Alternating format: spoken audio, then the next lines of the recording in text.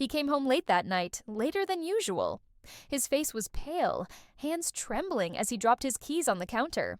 For 15 years she had known his rhythms, the way he'd loosen his tie, the sigh before he sat down, the silence that usually meant work had been rough.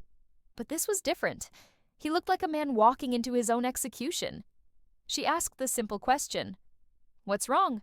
His eyes darted away, then back. He swallowed hard. "I've been cheating," he said, "and she's pregnant." The words cracked the air like glass shattering. For a moment she couldn't breathe. 15 years of marriage, 2 kids, a home they'd built together, flattened in one confession. Her first reaction wasn't anger. It was disbelief. She felt her body go cold, like someone had opened a window in the middle of winter. Pregnant? No, that couldn't be right. Because, pregnant? She repeated, voice trembling. That's impossible. You can't. Her mind spun. The fertility tests, the doctor's quiet apology, the nights they cried together when hope finally ran out. She had carried that truth for years. Her husband was infertile. So, if he was telling the truth about cheating, then the pregnancy was a lie. But if the pregnancy was real, then what did that mean? Her chest tightened. Reality twisted in on itself. She looked at him, searching his face for the kind man she thought she knew. But all she saw was fear. Fear that suggested this wasn't just a mistake. It was the beginning of something much darker. And in that moment, she felt her entire world begin to split open. She sat on the couch long after his confession, staring at the wall. Her mind replayed his words over and over like a broken record. She's pregnant. At first she thought maybe he was lying about his infertility. Maybe all those years ago, when the doctor said no biological children, he had hidden the truth. Maybe he had been ashamed. Maybe he wanted to protect her from false hope. But the memory of those nights came rushing back. The waiting rooms, the endless tests, the doctor's voice like a hammer. "I'm sorry, but he will not be able to father children." The sterile smell of the clinic, the way she cried into his chest when they left, both of them crushed but united in grief. She had lived inside that truth for years. They had built a family despite it. Adoption, she thought. A blessing they carved out of heartbreak. That's how she'd told the story to friends, to relatives, even to herself when the nights were long and quiet. But now, with his words echoing in her head, cracks began to form in her own narrative. She glanced toward the hallway, where the soft snores of their children carried faintly through the house. 2 kids. Their kids. Or were they? Her stomach dropped. It was an ugly thought, one she hated herself for even considering.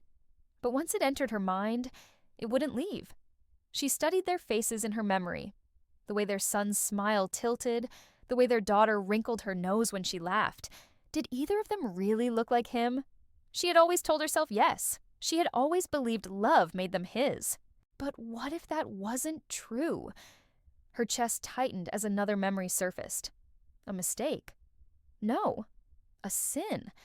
A night she had buried so deep she thought it would never crawl back out. 15 years ago, in the middle of their fertility despair, she had been so desperate, so broken, that she reached for someone else.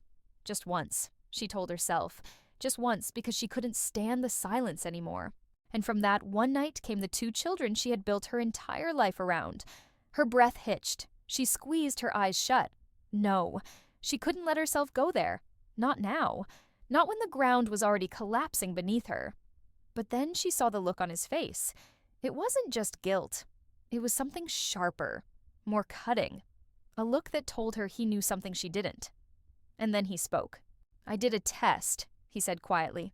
"On the kids." Her body froze. "What?" she whispered. "I needed to know. After everything. After she told me she was pregnant, I couldn't—" His voice cracked, rage simmering beneath the words. "I couldn't stop thinking, if she could be pregnant, maybe you lied to me too." Her heart pounded so hard she thought she might faint. He pulled out a folder from the drawer, tossed it onto the table. Inside were the results. Cold, clinical, undeniable. DNA tests. Both children. 0% biological relation. Her knees buckled, and she fell onto the couch. He didn't shout. He didn't throw things. The quiet fury in his voice was worse than screaming. 15 years, he said. 15 years I raised them. 15 years I thought I was their father, and you let me believe it. Tears blurred her vision. I never wanted to hurt you. I just... Don't, he snapped, his voice breaking. Don't you dare say you did this for me. The room was thick with betrayal. Every breath felt heavy, poisoned. She wanted to reach for him, to explain, to confess that it hadn't been about cruelty, but about survival, about her desperate need for the family they could never have. But nothing she could say would erase what he now knew, that the children asleep down the hall were not his, had never been his. And as he stared at her with eyes full of fire and grief, she realized he didn't just see her as a wife anymore. He saw her as a stranger, a liar, and the thief of the life he thought he had. The children weren't in the room, but suddenly they were at the center of the war. The silence after the DNA tests was unbearable. She tried to speak, tried to explain, but every word felt like it dissolved in his fury. Finally, she broke. I only cheated because you were broken, she whispered. I wanted us to have a family. I thought, if I could give you children, if I could give us a life, it would fix everything. His face contorted. The words didn't soften him. They sharpened him. And you let me believe they were mine for 15 years? He hissed. 15 birthdays, 15 Christmases, school plays, scraped knees, bedtime stories. Every single one of those moments you let me play the fool. Tears spilled down her cheeks. I wasn't trying to hurt you. I was trying to save us. His laugh was hollow, bitter. You didn't save us. You killed us. Slowly, quietly, with every smile and every lie. The raised voices carried through the walls. Down the hall, a door creaked open. Their eldest, half awake, rubbed his eyes. Mom? Dad? What's happening? She froze. He froze. The boy glanced between them. Confusion etched across his young face. Then his sister appeared behind him, clutching a stuffed toy. Why are you fighting? Their father's jaw tightened. He looked at his children, the ones he had loved, raised, believed were his, and something in him cracked. Go back to bed, he said flatly.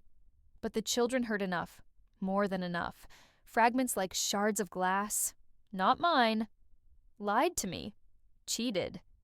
Their daughter's eyes widened in horror. What do you mean we're not yours? The silence that followed was worse than any scream. He couldn't answer. He stormed out, slamming the door behind him, leaving his wife with 2 crying children and a house that suddenly felt like a cage. For days, he barely spoke to her. He avoided the children, his once warm hugs replaced with cold distance. Within a week, he packed a bag. I can't stay here, he said, standing in the doorway. Not with you. Not after this. Where will you go? She whispered, voice breaking. His reply was a knife. To someone who hasn't lied to me for 15 years. And just like that, he walked out, leaving her clutching the remnants of their life together. He found himself drawn deeper into the arms of the woman from his affair. She was younger, charming, sympathetic. She stroked his ego where his wife had only wounded it. She promised him a new start, a clean slate. And most importantly, she promised him a child, the one thing he'd never had. In her apartment, she held his hands, pressed them against her stomach. We'll have a family, she said softly. I'll give you what she never could. For weeks, he clung to that vision.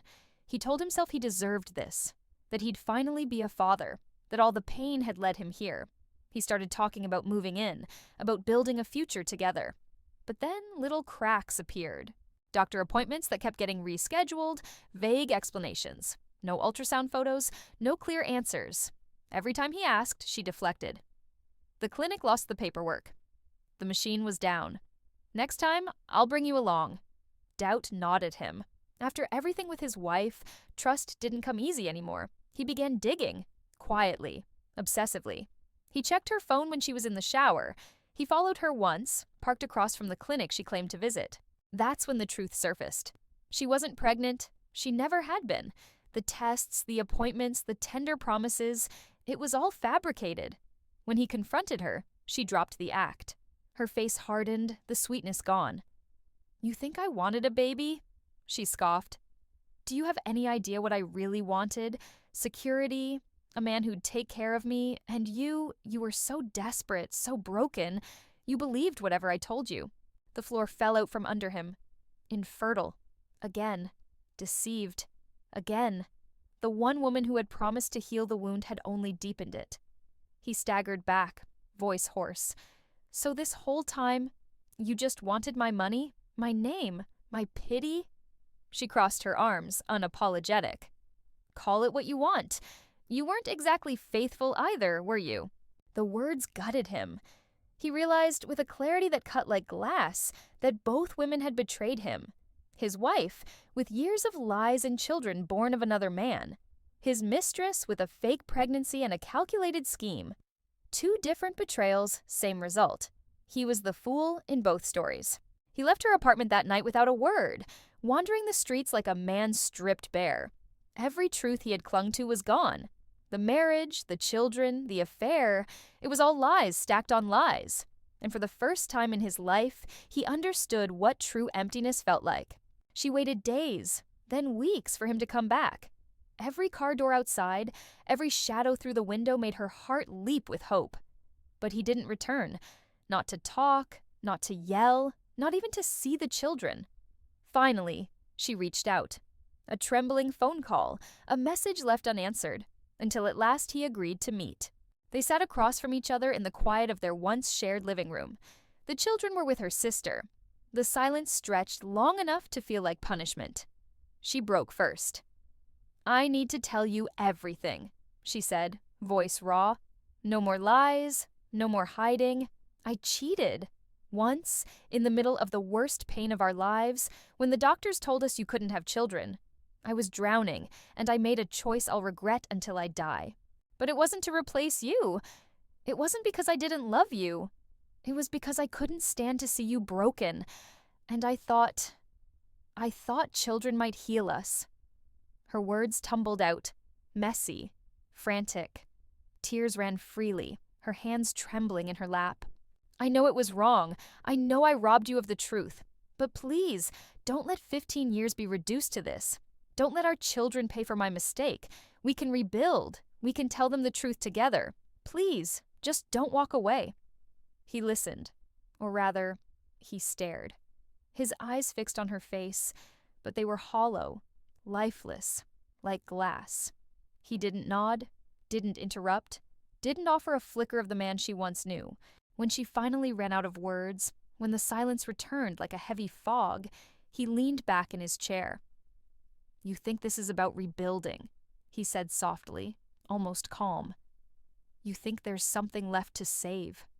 Her stomach clenched. "There is. There has to be." A bitter smile curved his lips. "No, there isn't. Because while you were busy rehearsing your confessions, I was busy too." Her breath caught. "What do you mean?" He slid a folder across the table. Neat, official papers. She didn't need to open them to know. Divorce. Filed, signed, set in motion. Her throat tightened, panic clawing its way up. No, please, we can talk about this. Don't do this. Not like this." "And custody," he interrupted, his voice sharp now. "I'm filing for full custody of the kids." Her world tilted. "Custody?" she whispered, stunned. "But they're not even yours." He leaned forward, eyes cold. "Exactly. And I'll still take them from you. I've been their father their whole lives. Courts will listen to me. And if they don't, I'll drag you through every hearing, every interview, every ounce of hell I can find until you wish you'd never met me." Her breath hitched. The realization sank in like a stone in water. He didn't want her. He didn't even truly want the children. What he wanted was revenge. "You don't love them," she whispered. "I don't need to," he replied, voice cutting. "I just need to make sure you suffer the way I did." The weight of his words pressed down on her chest. He wasn't the broken man she had married, nor the furious husband she'd once known. He had become something darker, someone who no longer cared about rebuilding, only about destroying. And as she stared at the divorce papers, she realized she hadn't just lost her husband. She had lost every chance of forgiveness. In the weeks that followed, the house felt like a graveyard of memories. Every corner whispered of what once was, a marriage built on love, undone by secrets. She replayed it all in her mind, searching for the moment where everything went wrong. But the truth was brutal. It wasn't just one choice. It was a chain of lies, his and hers, that poisoned everything they touched. The children, though, were innocent. They hadn't asked to be born out of desperation. They hadn't asked to inherit a broken story. They deserved more than bitterness, more than parents locked in war. So she made her choice. Not to fight him, not to cling to the ruins of their marriage, but to focus on them, to raise them in truth, to give them what neither she nor their father could give each other: honesty. Some nights, the weight of regret crushed her. Some mornings, she woke with a hollow ache. But when she looked at her children, she knew her path was clear.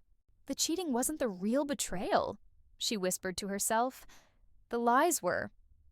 He broke our marriage. I broke his trust. But in the end, it was the children who carried the weight.